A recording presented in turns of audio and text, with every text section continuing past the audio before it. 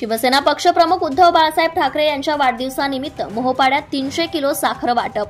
शिवसेना पक्षप्रमुख बाळासाहेब ठाकरे यांच्या वाढदिवसानिमित्त मोहोपाडा येथील शिवभोजन थाळी केंद्रात सामाजिक कार्यकर्ते संतोष पांगत यांच्याकडून गरजू गोरगरिबांना साखर पॅकेटचे वाटप करण्यात आले।